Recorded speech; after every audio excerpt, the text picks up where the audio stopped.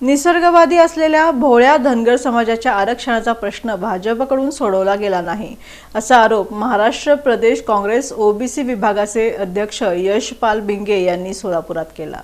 भाजपकडून ओबीसींचा राजकीय वापर केला जात आहे। ओबीसी समाजाची फरफट करत अस्मितेत झुंजवलं जात आहे।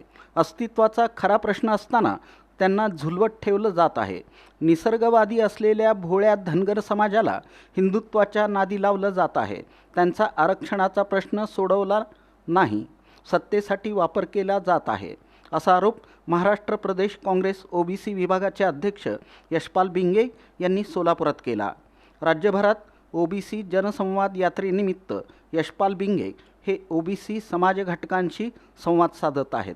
या अंतर्गत ते पश्चिम महाराष्ट्र दौऱ्यावर असून शुक्रवारी सोलापुरात आले असताना त्यांनी आयोजित पत्रकार परिषदेत आपली भूमिका स्पष्ट केली। लक्षात आलं असेल की आजवर कधीही गावगाड्यामध्ये धनगर आणि मराठ्यांची भांडणं झालेली नव्हती।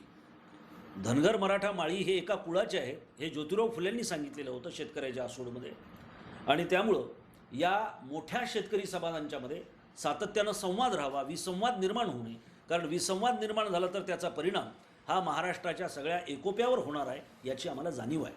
आणि म्हणून आरक्षणाचं भांडण लढत असताना सुद्धा ओबीसीच्या राजकीय आरक्षणाच्या संदर्भामध्ये मराठा समाजामधले जे पुरोगामी लोक आहेत त्या सगळ्यांनी सांगितलं की राजकीय आरक्षणामध्ये आम्ही हस्तक्षेप करणार नाही आहोत।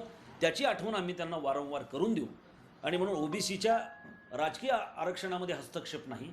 आणि आज जननायक राहुलजी गांधी ज्या पद्धतीनं मांडणी करतायत की जिसकी जितनी संख्या भारी उसकी उतनी हिस्सेदारी, त्या पद्धतीनं जनगणना जर झाली तर ज्याच्या त्याच्या पारड्यात त्याच्या संख्येप्रमाणे माप पडेल आणि भांडणं होणार नाही। आणि ही जी 50% कॅप आहे ती कॅपसुद्धा खरं तर केंद्र सरकारनं ठरवलं तर ती काढता येऊ शकते, परंतु त्यांना ती काढायची नाही आहे। कुठलाही ओबीसीचा सर्वे झालेला नाही आहे, कुठलंही डेटा कलेक्शन झालेलं नाही आहे।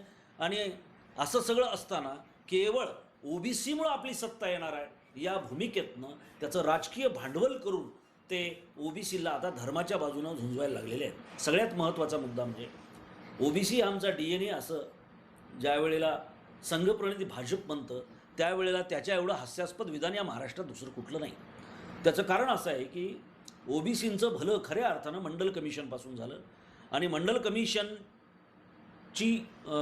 ला मान्यता इंदिराबाईंच्या काळामध्ये मिळालेली होती, म्हणजे काँग्रेसच्या काळामध्ये मिळाली होती। पुणे येथील महात्मा ज्योतिराव फुले वाड्यात वंदन करून या यात्रेला सुरुवात करण्यात आली।